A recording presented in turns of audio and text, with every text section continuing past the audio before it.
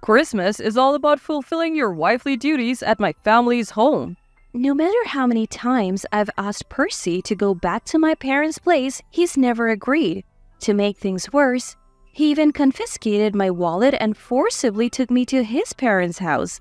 Despite all this, I had to get back to my mom and dad's place. Finally, locating the wallet Percy had hidden, I tried to leave his parents' house. But I was caught by his mother, Kyla, and scolded. "I really need to see my dad. He's critically ill." Upon hearing this and seeing my tears, Kyla muttered with a shocked expression, "That's not what my son told me. My name is Jane Haley. I've been married to Percy for 5 years. After meeting through work, initially attracted to his masculine demeanor, I found that he became cold to me after we got married. A handpicked husband? Maybe? He constantly orders me around saying you need to respect your husband. Never a thank you for anything I do, and he started to belittle me as well. At first, I stood up to him, but that led to shouting matches, and not liking confrontation, I eventually gave up. Percy's family home is the main household in a rural area, filled with relatives and guests during holidays and family events. It's non-stop cooking and catering to guests from morning till night whenever we're there. Kyla, who had been running the household, is a stern woman, always finding ways to criticize me. Her husband, Christian, is kind but inconspicuous, but Kyla treats me particularly harshly, which makes her hard for me to deal with. Despite all this, it's a given that we spend family gatherings and Christmas at Percy's parents' home. Percy won't ever let me go to my own family's home. Perhaps he's eager to gain the approval of his parents, Christian and Kyla? That's why I felt he might want to go back to his home even more. During early December, I got an email from my mom. "Jane, it's been a while. Can't make it home for Christmas again?" After some contemplation, I replied, "I'll discuss it with Percy." Later, when he got home, I cautiously broached the subject. "Hey Percy, I would really like to go to my family's home for Christmas this year." As I was tidying up the living room, my husband Percy, who was sitting on the couch watching TV, turned his face towards me with a sour expression. What are you talking about? We're obviously going to my parents' house for Christmas. "But Percy, ever since we got married, we have spent every Christmas with your family. I haven't seen my parents since our wedding." Who cares? You're my wife, so you should work at my parents' house for Christmas, got it? Annoyed, Percy returned his attention to the TV. Feeling defeated, I sent an email to my mom saying we couldn't make it home for Christmas because we were visiting Percy's parents. My heart sank at her reply. "That's unfortunate, but it can't be helped. I grew up in Burlington and my parents raised me, their only child, with great care. To visit them now would require a 9-hour round trip, which makes a day visit impossible.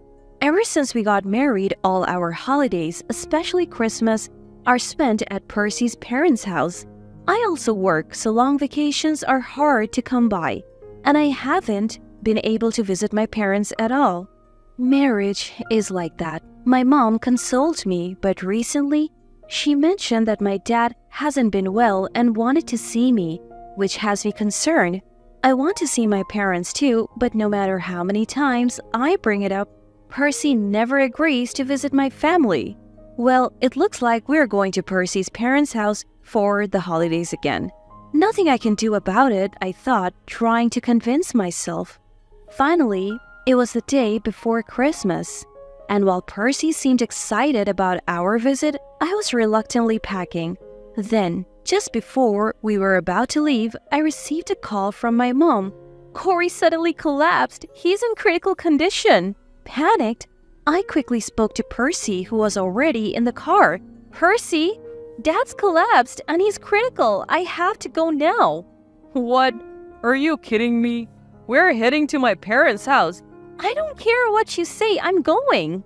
Overcome with emotion, I reached for my purse to leave, but then noticed something. "What? My wallet's gone?" I was sure I had put it in my bag, but it wasn't there.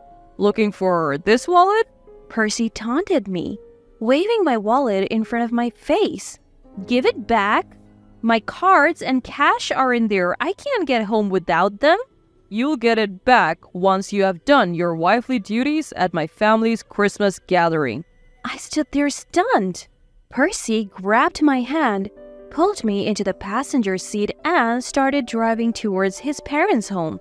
Inside the car, I couldn't stop worrying about my dad. While waiting for a call from Mom, staring at my phone, next to Percy who was driving, he suddenly grabbed it.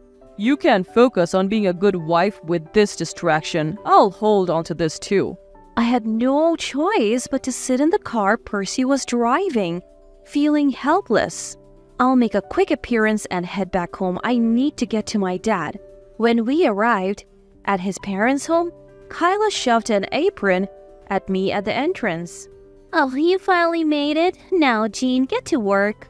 Caught off guard, I reluctantly started helping. As for Percy, he still had my wallet and phone and headed to a family party. I had no choice but to listen to Kyla and work like a servant. All the while, I couldn't stop thinking about my dad. What's happening with Dad? Will I ever see him again? Even when I finally got to bed, I couldn't sleep. Early the next morning, confirming Percy was still asleep, I searched through his belongings. Found it. I finally found my wallet and phone. My phone was flooded with calls from Mom. Panicked, I hurriedly changed and headed for the door. Just as I touched the doorknob, a voice came from behind. "Jean, where do you think you're going?" I turned around to see Kyla, arms crossed and looking stern. At that moment, everything I had been holding back burst forth. "Kyla, my dad is in critical condition. I have to see him." I spoke earnestly, unable to wipe away my streaming tears. "Dad raised me with so much love, and I haven't seen him since I got married. If this is the end, I at least want to see him one more time. Please let me go." Kyla's face turned pale, and she began to look flustered. "What are you talking about? That's not what I heard from my son." Not understanding what Kyla meant, I broke down crying right there. However, Kyla grabbed me and forced me to stand up, looking me dead in the eye. "Jean, snap out of it. We have to go see your father now." Stunned by words I never expected, Kyla urged me to hurry into the car. "I am taking you to the train station. Move!" In the car, on the way to the station, Kyla started talking to me, who was still in a state of shock. "Jane, Percy told me you are estranged from your family and you can't go home. You spend holidays like Christmas with us." "What? That's not true. I've always wanted to go back home. I'm on good terms with my parents." I was surprised too.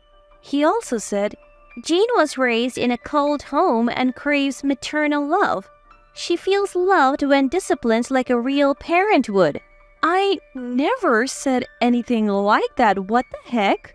Just then, we arrived at the train station. "I'm sorry for misunderstanding you. We need to talk more, but first, go see your father." I thanked Kyla, quickly bought a ticket, and boarded the train.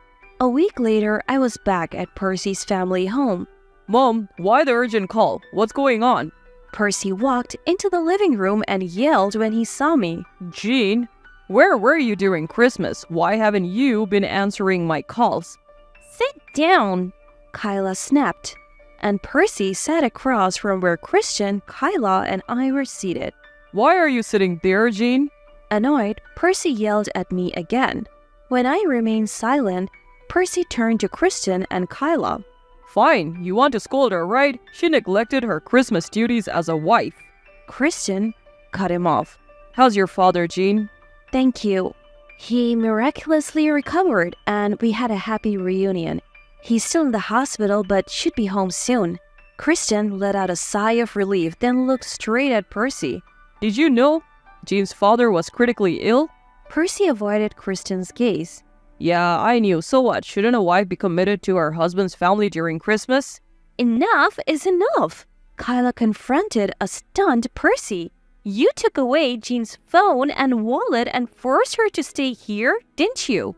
Well, that's And you lied to us, saying Jean enjoys being disciplined and has a bad relationship with her parents. Explain yourself. So that's because... Pressing a flustered Percy, Kyla demanded, "Spit it out." Then Percy said something nobody saw coming. Look, my senior at work said that wives who are close to their families are nothing but trouble. The key is to get your wife to obey you and your family right from the start. I looked at Percy in disbelief, and both Kristen and Kyla sighed deeply. Are you kidding me? When did we ever wish for something like that? Huh? Listen, before Jean is our daughter-in-law, she's a person raised with love by her own parents. Do you even get that? Kyla scolded Percy with watery eyes, and I felt warm inside. Still, Percy didn't seem to get it. What are you talking about, Mom? I had my struggles too when I got married and moved to a rural area, and I thought I could spare my son's wife from that. But, Mom, you obeyed, right? That's what wives do. True. I had a hard time with my sister-in-law Margaret, but Kristen stood up for me and even helped, so I respected him in return. Kyla turned to me as if realizing further words were futile for Percy. I am really sorry, Jean. Please forgive us for our foolish son.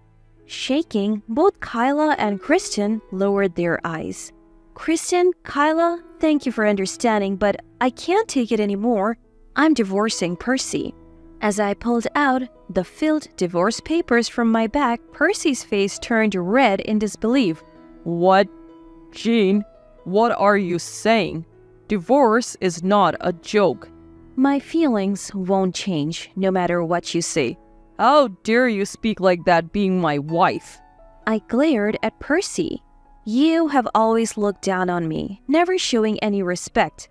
How can I stay married to someone like that? Percy fell silent, stunned by my strong tone. Hey, are you really going to submit those papers? You're serious about the divorce? I'm sorry to Kristen and Kyla, but choosing you was a mistake. Don't decide this on your own. Dad, Mom, are you okay with this? If it's for Jean's happiness, then it can be helped. Realizing there was no turning back from my cold demeanor and the looks on Kristen and Kyla's face, Percy hurriedly apologized. Oh, please, reconsider. It's too late now. I never want to see you again. I love you, Jean. Please. Ignoring Percy's desperate apologies, I left Kristen and Kyla's home. After that, Percy and I finalized our divorce without a hitch. With the help of Kristen and Kyla, I managed to secure almost all of our joint savings, for which I am grateful. I still keep in touch with Kyla, and she's told me that despite multiple interventions, Percy hasn't changed. At this point, there is no helping him, Kyla said, revealing that they have cut him off. Percy had to pay me $20,000 in compensation for emotional distress during the divorce, which wiped out his savings. Now, he's living alone in a rundown, one-bedroom apartment with no one willing to help him out. I have given up on expecting any changes from him. I have moved closer to my childhood home and started a new life. Being near my beloved parents, able to see them anytime, is such a joy. From now on, I plan to live my life without being tied down by anyone else.